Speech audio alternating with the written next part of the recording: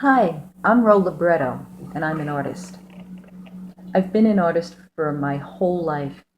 My earliest memories of drawing are sitting at the kitchen table with my mother while she taught me how to draw stick figures of dogs and cats. My formal training began around the age of 8 when my aunt enrolled me in a program at a school I think was called the Arthur Pell School of Design. It was across the street from the Art Students League in New York. Classes were held in a large loft space, about a city block long. And the kids sat at one table and we drew still lifes of things like rubber frogs and sailboats and wooden blocks.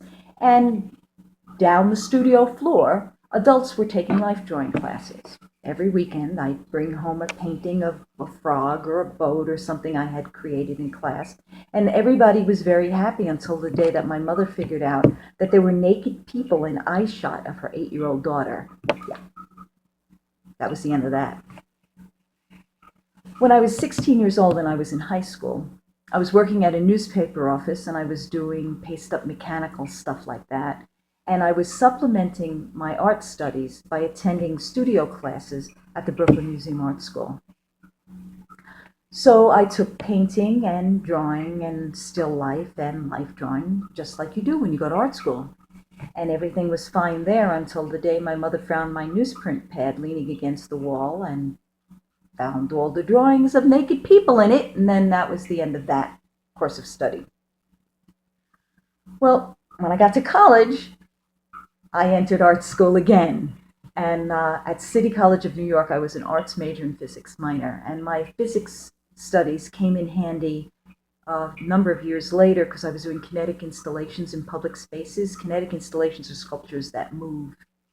So, yeah, the physics studies came in handy there.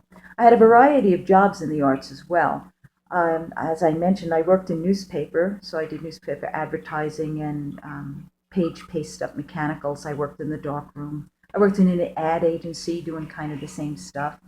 I customized motorcycles for a number of years. And I also taught school, fourth, fifth, and sixth grade elementary school. I taught history, theory, and design. Through all of this, though, I continued my drawings. When I was at the Brooklyn Museum Art School, I was called out by a teacher because I made the nude green.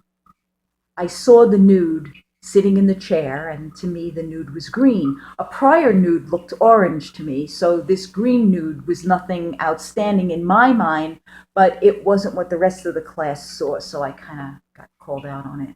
In fact, I still have some friends from school back in those days, and that's how they remember me. Yeah, remember the time you made the green nude? Anyway, so my drawings always have been a little off.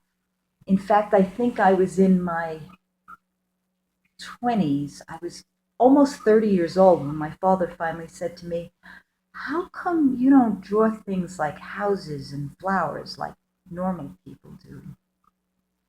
I thought I was normal. I did think I was normal. Anyway, when I finally started showing my work, I did not show those things that my family considered not normal, and I headed off into the world of abstraction and geometric abstraction in particular.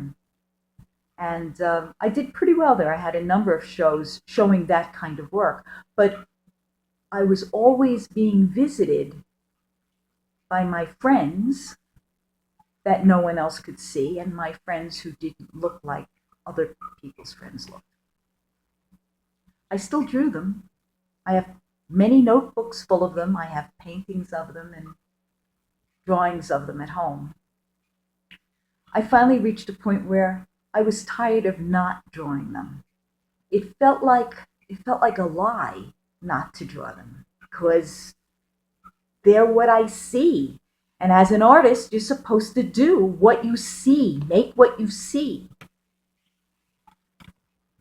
So I did. And in